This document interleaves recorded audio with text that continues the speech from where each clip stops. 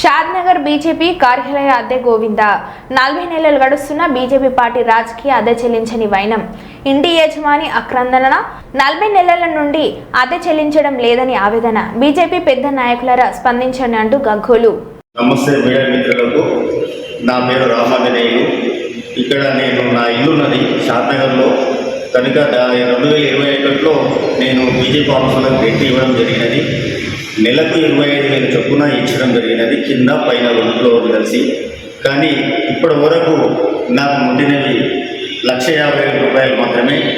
దాని తర్వాత అందరి దగ్గరికి వెళ్ళిన కార్యకర్తలు కానీ, అందరి దగ్గరికి ఇక్కడ ఉన్న పెద్ద మనుషుల దగ్గరికి అందరి దగ్గరికి వెళ్ళినా కానీ ఎవరు నాకు కూడా స్పందించడం లేదు. కనుక దయచేసి మీ మీడియా మిత్రులైనా నాకు దయచేసి మాకు నా భార్య నా పిల్లలకు చాలా రోడ్డు మీద పడే అవకాశం ఉన్నది కాబట్టి చాలా అయింది. కానీ దయచేసి మీరైనా న్యాయం చేయగలరని మనం చేస్తున్నాను.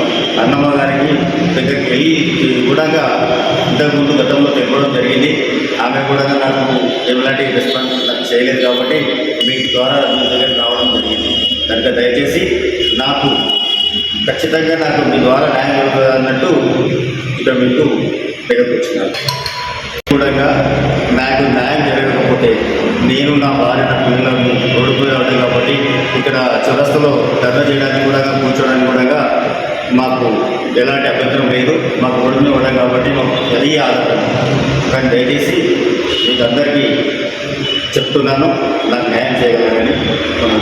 రాష్ట్ర బీజేపీ నాయకులకు కూడా ఇప్పటిదాకా పట్టించుకొని నాకు న్యాయం చేయగలరని మనం చేస్తున్నాను. మాకు ఒకవేళ న్యాయం చేయడం వేళ నేను మా పిల్లలు చౌరస్తాలో కూర్చొని టెంట్ వేసుకుని కూర్చొని మీకు చిన్నాదీక్ష చేయడంలో సిద్ధంగా ఉన్నాము.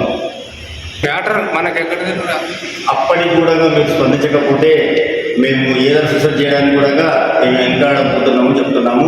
మీ పేర్ల మీద చనిపోవడానికి కూడా సిద్ధంగానే ఉన్నాము, రోడ్డు సిద్ధంగానే ఉన్నాము.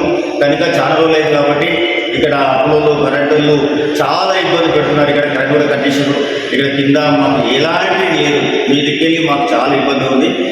కనుక దయచేసి మన రాష్ట్ర మంత్రివర్యులు కానీ మన రాష్ట్ర పెద్ద మనుషులు అందరూ కలిసి మీడియా మిత్రుల ద్వారా నాకు న్యాయం చేయకూడదని కోరుతున్నాను.